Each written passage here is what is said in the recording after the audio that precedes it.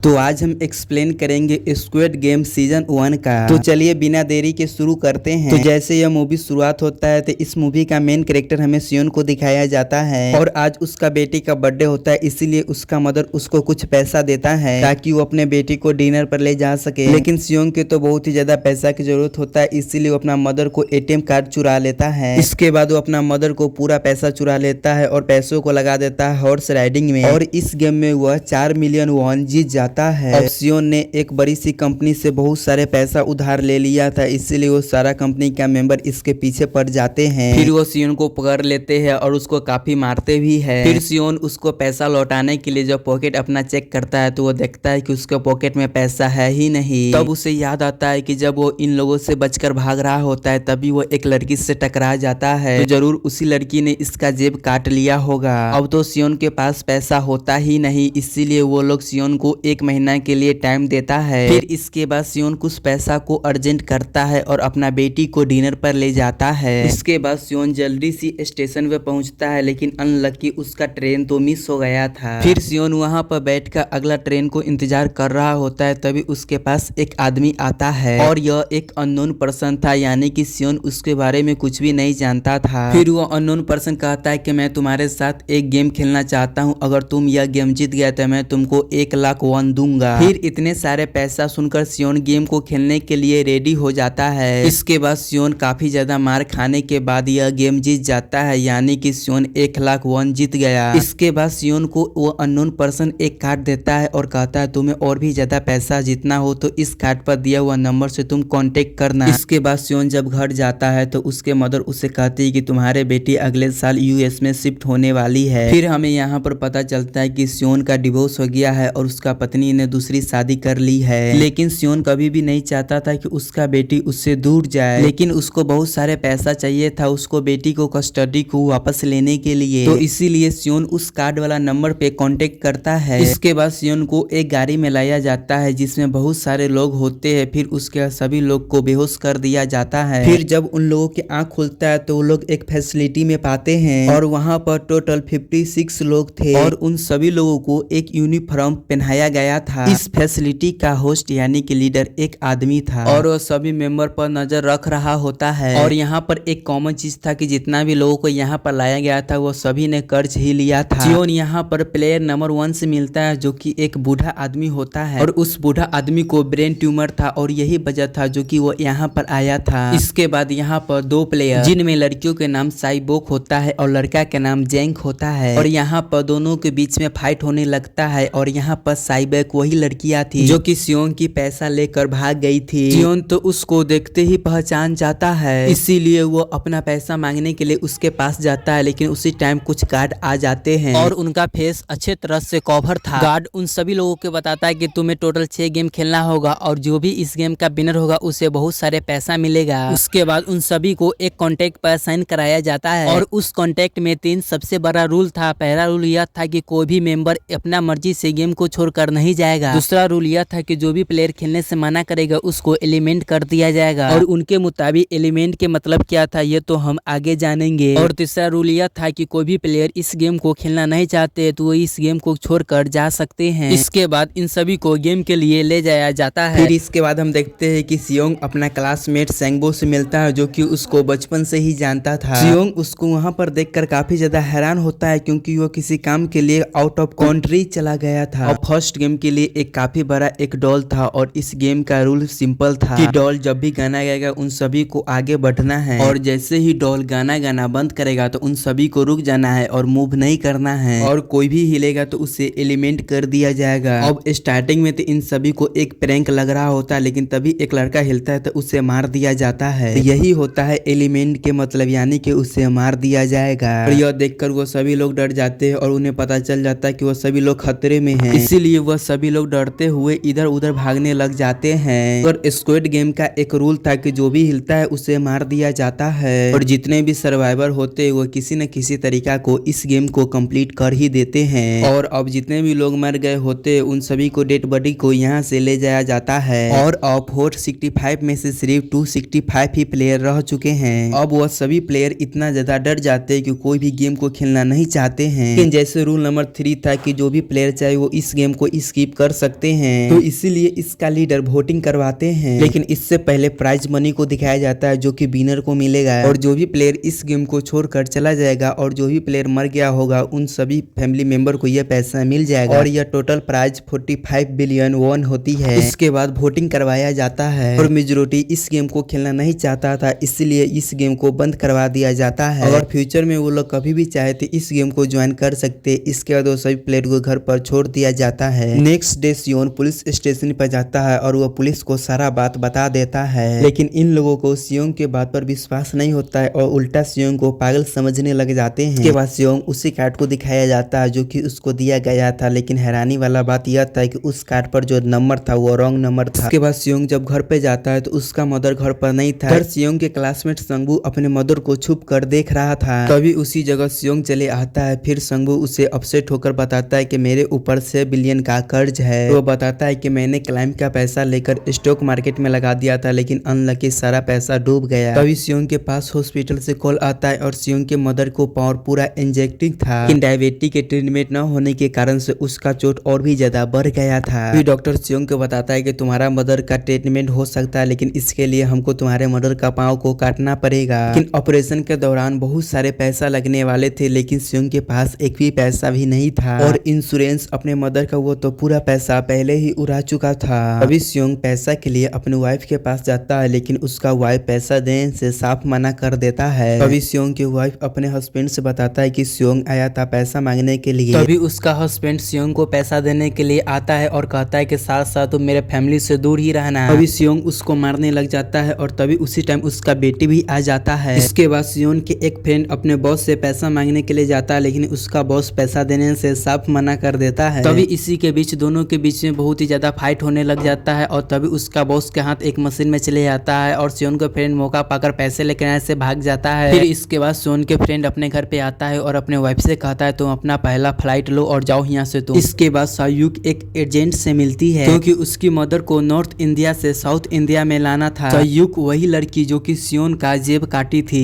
मगर यहाँ सायुक के अपने मदर को लाने के लिए बहुत सारे पैसा की जरूरत था और यहाँ पर सायुक के एक छोटा भाई भी होता है जिससे वो प्रॉमिस किया था कि मैं अपने मदर को जरूर लाऊंगी। इसके बाद हम एक ऑफिसर को देखते हैं जिसका भाई बहुत समय से मिसिंग था, इसीलिए वो ऑफिसर अपना भाई के घर पे जाता है, लेकिन वहाँ पर जाकर उसे पता चलता है कि उसका भाई बहुत दिन से उस घर पे भी नहीं आया था। फिर वो ऑफिसर जब घर को तलाश कर रहा होता है तभी उस टाइम उसे एक कार्ड मिलता है और ऐसा ही कार्ड वो पुलिस स्टेशन में सियोन के पास देखा था। तो इसीलिए वो ऑफिसर सियोन के पास में जाकर इस कार्ड के बारे में पूछता है, लेकिन सियोन इसके बारे में कुछ भी नहीं बताता है। इसके बाद जब सियोन घर पे जाता है तो वो कार्ड उससे दोबारा से मिल जाता है। फिर वो कार्ड देखकर सियोन डिसाइड करता है कि वो गेम को फिर से वो ज्वाइन करेगा, इसीलिए सभी प्लेयर को एक शिप के पास में ले जाता है और वो गाड़ी को पीछा करते हुए ऑफिसर भी शिप के पास चले आता है और वो एक गार्ड को मारकर उसे पानी में फेंक देता है। उसके बाद उन सभी प्लेयर को एक आइलैंड में मौजूद एक फैसिलिटी में लाया जाता है और यहाँ पर उसे कुछ ही पता नहीं था कि अगला गेम कौन होगा और उसे कैसे खेला जाएगा। और रात को सहयोग और उसका एक फीमेल फ्रेंड वॉशरूम में जाते हैं। यहाँ पर सहयोग गार्ड के नजर से बचने के बाद इस फैसिलिटी को एक्सपोर्ट करने लग जाते हैं। तभी वो देखती है कि गार्ड्स बहुत ही बड़े बड़े बर्तनों में कुछ बना रहे होते हैं। तभी एक गार्ड्स को शक हो जाता है, इसीलिए गार्ड्स वॉशरूम को चेक करने के लिए आता है, लेकिन तब तक सहयोग वापस आ चुकी थी। इसके बाद सहयोग अपना फीमेल फ्रेंड को सब कुछ बता देती है जो वो देखा था, लेकिन यहाँ पर सैम्बो उस दोनों के बातों को सुन लेता है और इसके बारे में वह साइबोर्ग से पूछता है और साइबोर्ग उसे बताता है कि मैंने बड़े बड़े बर्तनों में कुछ बनते हुए देखा है। फिर उसके बाद सभी प्लेयर को एक ग्राउंड में लाया जाता है और उस ग्राउंड में 4 शेप था और सारों शेप में से किसी एक को भी चुनना था। और यहाँ पर सैम्बो को पता चल जाता है कि गेम क्या है और क्या करना है उसे। टैंगबो सियोंग को बताता है कि सभी को अलग अलग शेप चुनना है उसे और उसके बाद सभी को अलग अलग बर्तन दिया जाता है और उसमें एक शेप बना हुआ होता है और गेम यह था कि उस शेप को बाहर निकालना है बिना डैमेज दिए हुए। अगर शेप थोड़ा भी खराब हो जाएगा तो उसे एलिमेंट कर दिया जाएगा, यानी कि उसे मार दिया जाएगा। और यहाँ पर सैम्बो तो आसानी से उस शेप को निकाल लेता है, लेकिन यहाँ पर सियोंग इतना ज्यादा घबरा जाता है कि उसे बहुत ही ज्यादा हैरानी हो रहा था, लेकिन वह कैसे भी न कैसे करके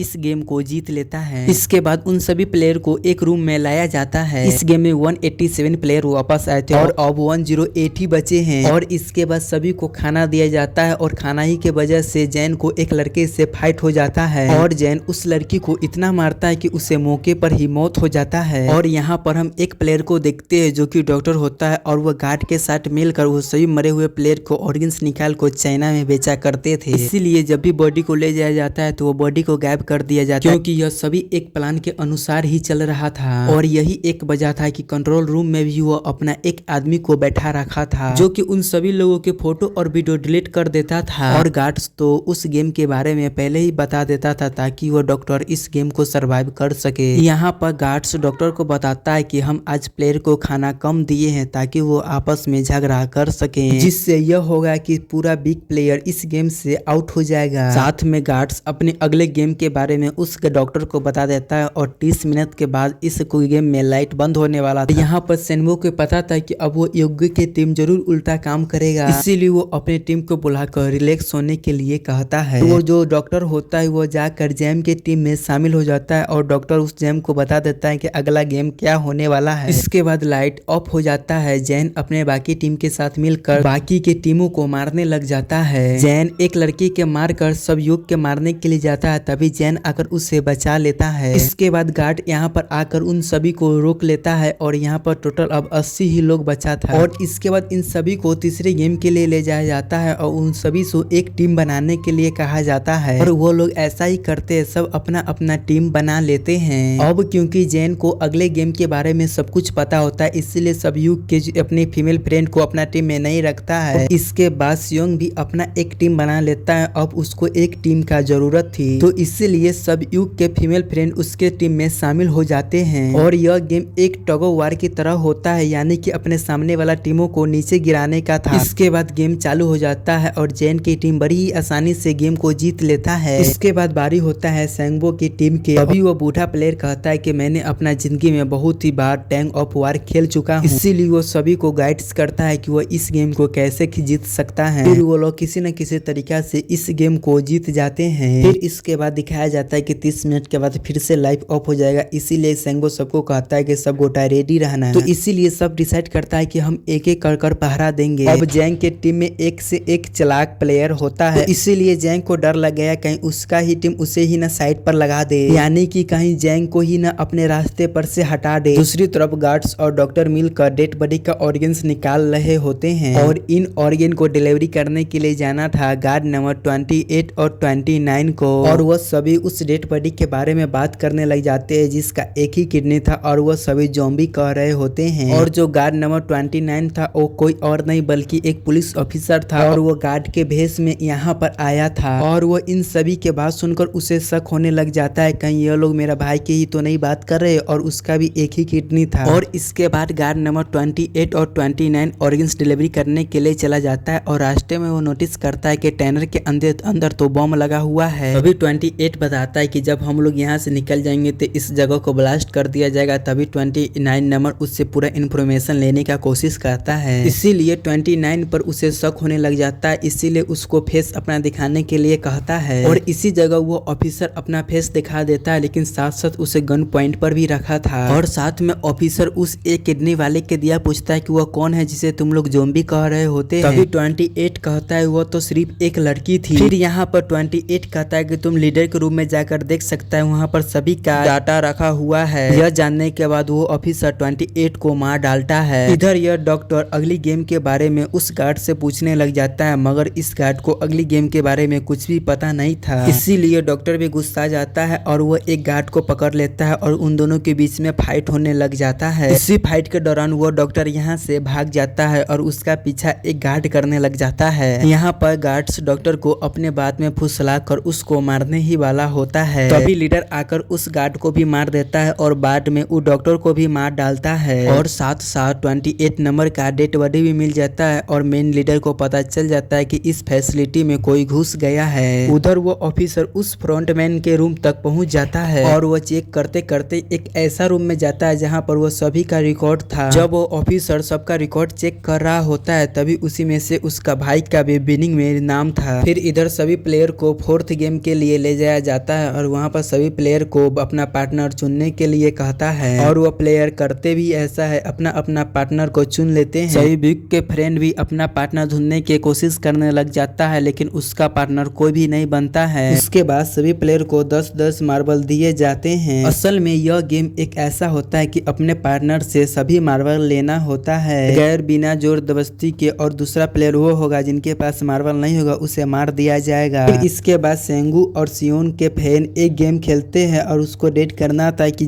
किनके हाथ में कितना मार्बल है। तो यहाँ पर सियोन के फ्रेंड सेंबू के पूरा मार्बल जीत जाते हैं। इसके बाद लास्ट में सेंबू के पास सिर्फ एक ही मार्बल बचता है, क्योंकि सेंबू को पता चल गया था कि अब वो बच नहीं पाएगा। इसीलिए वह सियोन के फ्रेंड को यकीन दिलाता है कि हम दोनों में से जो भी यह मैच हार जाएगा उसे फिर से दोबारा से मैच कराया जाएगा। अब यहाँ पर सेनबो धोखे से सियोन के फ्रेंड के सारा मार्बल चेंज कर देता है। फिर इसके बाद सेनबो सारा मार्बल लेकर गार्ड को दे देता है और वो यहाँ से बाहर चले जाता है। फिर यहाँ पर सियोन के फ्रेंड जब मार्बल को चेक करता है तो वहाँ पर सिर्फ पत्थर ही होता है। फिर इधर प्लेयर नंबर 1 का हालत खराब हो रहा था, इसीलिए वो इधर उधर घूम रहा होता है, लेकिन सियोन उसको खेलने के लिए फिर से राजी कर देता है। फिर इधर सियोन और वो बूढ़ा आदमी गेम फिर से खेलने लग जाता है और फिर यह बूढ़ा आदमी सियोन के पूरा मार्बल जीत जाता है। लेकिन लास्ट में वो बूढ़ा आदमी भूल जाता है कि वो कौन सा मार्बल को सिलेक्ट किया था। फिर यहाँ सियोन उसको अपने बातों में फुसलाकर सारा मार्बल ले लेता है, लेकिन यकीन मानिए वो बूढ़ा आदमी काफी ज्यादा चालाक था। वो अपने पास एक मार्बल पहले से ही रखा हुआ था और फिर से वो बूढ़ा आदमी इधर उधर घूमने लग जाता है। फिर उससे सियोन रिक्वेस्ट करता है फिर से आप मेरे साथ गेम खेलिए ना। तब यहाँ बूढ़ा आदमी कहता है कि मुझे पता है कि तुमने धोखे से मेरा सारा मार्बल ले लिए है, इसीलिए वो कहता है कि मुझे सब कुछ पहले से पता था, मैं सिर्फ पागल बनने का एक्टिंग कर रहा था। यह बात सुनकर सियोन को तरस आ जाता है और वो सभी मार्बल उसे दे देता है। और इधर सबयुक और उसका फीमेल फ्रेंड गेम खेल रहे होता है और उसका गेम यह होता है कि जो भी दीवार के सबसे दूर फेंकेगा वो इस गेम को जीत जाएगा। पहले सबयुक अपना मार्बल फेंकती है, जब उसके फ्रेंड के बारी आता है तो वो सारा मार्बल फेंक देती है, लेकिन सबयुक जब यह देख लेती है तो अपने फ्रेंड को दोबारा फेंकने के लिए कहने लग जाती है। तभी उसकी फ्रेंड कहने लग जाती है नहीं सबयुक, मेरे पीछे तो कोई भी नहीं है, मैं तो सिर्फ अकेले ही हूँ, लेकिन तुम्हें कुछ हो गया था यह अच्छी नहीं है, क्योंकि तुम्हारे पीछे तुम्हारा छोटा भाई है और वो तुम्हारा वेट कर रहा है। इसके बाद सबयुक के फ्रेंड को मार दिया जाता है। फिर उसके बाद सभी का डेड बॉडी को ले जाया जाता है। फिर इसके बाद सभी लोग रूम में चले आते हैं और जब जैन देखता है कि उसका वो वाला फ्रेंड अभी भी जिंदा ही है। फिर इसके बाद हमें यहाँ पर पता चलता है कि सबयुक के ये वाली फ्रेंड वो जैन के भी फ्रेंड थी, लेकिन अब क्योंकि इस दोनों के बीच किसी बात को लेके क्लैश चल रहा होता है, तभी इसलिए जैन के वो फ्रेंड इस पे बोली करने लग जाती है। फिर फ्लैटमेंट के एक बॉडी के पास उस ऑफिसर का आईडी कार्ड मिल जाता है। तभी फ्लैटमेंट को पता चलता है कि उनका सारा वीआईपी आ चुका है और वह उसे लेने के लिए यहाँ से चले जाता है। इसके बाद फ्लैटमेंट वीआईपी के आने के बाद वो एक और आदमी को जाकर बताता है और यही आदमी मेन होता है और यह कौन होता है हम आगे जाकर जानेंगे। फिर नेक्स्ट डे उन्हें 5वां गेम के लिए लाया जाता है और यहाँ पर 1 से लेकर 16 तक नंबर पड़ा हुआ होता है और वह सभी प्लेयर अपना अपना नंबर जाकर ले लेता है। नंबर के मतलब यह था कि जो प्लेयर के जो नंबर आएगा उसी के बारी अगला बार आएगा। फिर उसके बाद यहाँ पर 1 और 16 नंबर बच जाता है, जहाँ पर सियोन कंफ्यूज हो जाता है कि वो कौन सा नंबर ले। अगर वो पहला नंबर लेगा तो वो फंसेगा और मरेगा, क्योंकि उसे पता ही नहीं है कि ये गेम क्या है। अगर लास्ट नंबर लेगा तो क्या पता उसका बारी ही नहीं आए और टाइम आउट भी हो जाएगा। तभी वहाँ पर एक आदमी चले आता है और वो सियोन से कहता है मुझे पहला नंबर चाहिए, क्योंकि मैंने कभी भी जिंदगी में पहला नंबर नहीं लाया है। फिर इसके बाद उन्हें एक गेमिंग रूम में लाया जाता है और गेम के रूल यह होता है कि टाइम आउट होने से पहले वह ब्रिज के ओ पार जाना है। और इन ब्रिज में 2 तरह से ग्लास लगा हुआ था, एक होता है आम ग्लास, एक होता है टेम्परेट ग्लास। और वो आम ग्लास पर लात रखते हुए टूट जाएगा और वो लोग नीचे गिर जाएगा और इसके बाद ये गेम स्टार्ट हो जाता है और वह सभी लोग एक एक कर मरने लग जाता है। फिर एक टाइम ऐसा आता है जहाँ पर डैम एक ही जगह खड़ा हो जाता है और वो आगे ही नहीं बढ़ता है। अब उनके पास सिर्फ एक ही रास्ता था, या तो वो आगे बढ़ जाए या तो वो सभी मर जाए। फिर इसके बाद जैम के पास वही फ्रेंड आ जाता है जो कि उसको बोली दे रहा था और वो आकर कहता है कि मैं तुझे कहा था ना जिस दिन तू मुझे धोखा देगा मैं उसी दिन तुझे मार दूंगा। इसके बाद वो जैन को पकड़ लेती है और उसे लेकर वो नीचे कूद जाता है, जिसका दोनों का मौत हो जाता है। फिर इसके बाद एक आदमी यहाँ पर आता है जिसको ग्लास के बारे में पूरा अच्छी से नॉलेज था और वो जानता था कि टेम्पलेट ग्लास कौन सा होता है। इस बात को पता लीडर को चल जाता है, तभी वो लाइट को ऑफ करवा देता है और अब लास्ट में एक ही स्टेप बाकी था, इसलिए वो उस आदमी को धक्का दे देता है। अब यहाँ पर सेंगो, सियोक और सबयुक इस ब्रिज को पार कर जाता है, मगर ग्लास टूटने के वजह से उनको काफी ज्यादा चोट लग जाता है, खासकर सबयुक को। उसके बाद वो ऑफिसर एक सर्वेंट को मारकर उसका जगह वो खुद ले लिया है। उसके बाद एक वीआईपी को उस पर शक हो जाता है और वो कहने लग जाता है कि अपना मास्क रिमूव करो। तभी वो कहता है कि ठीक है मैं अपना मास्क अंदर जाकर रिमूव कर देता हूँ। इसके बाद वो ऑफिसर उस वीआईपी को लेकर अंदर चले जाता है। अंदर जाकर जाकर वो ऑफिसर उस वीआईपी को बेहोश कर देता है और इस बात को पता उस लीडर को पता चल जाता है। इसीलिए फ्रंटमैन अंदर जाता है और वो उस ऑफिसर को देख लेता है। इसीलिए वो ऑफिसर वहां से भागकर आइलैंड पर चले आता है। फ्रंटमैन भी उसका पीछा करते करते आइलैंड पर चले आता है। वो ऑफिसर अपना सीनियर को कॉल करने की कोशिश करता है लेकिन कॉल कट हो जाता है। फिर वो सारा सबूत अपना ऑफिसर को भेजना चाहता है लेकिन वहाँ पर नेटवर्क नहीं होता है। इसके बाद फ्रंटमैन उस ऑफिसर को पकड़ लेता है और अपने साथ चलने के लिए कहता है, लेकिन वो ऑफिसर तो फ्रंटमैन पर गोली चला देता है। इसके बाद फ्रंटमैन अपना मास्क उतार देता है। तभी वो ऑफिसर देखता है कि वो कोई और नहीं बल्कि उसका अपना बड़ा भाई है। तभी वो उसका बड़ा भाई उस पर शूट कर देता है और वो पानी में गिरकर मर जाता है। इधर ग्लास लगने के वजह से सबयोग बहुत ही ज्यादा इंजर्ड हो गया था और उसका बहुत ही ज्यादा खून भी बह रहा होता है। उसके बाद उस तीनों को रात में डिनर के लिए ले जाया जाता है और उस तक एक नाइफ भी रख दिया जाता है, यानी कि रात में वो किसी एक को मार दिया जाएगा। तभी स्योंग नोटिस करता है कि सबयोग की हालत बहुत ही ज्यादा खराब है। तभी स्योंग सबयोग के पास जाकर कहता है कि टेंशन नहीं लो, हम तुम्हारे साथ है और इस गेम में हम दोनों मिलकर सेनबो को हरा देंगे और इसके बाद हम दोनों इस गेम से बाहर चले जाएंगे।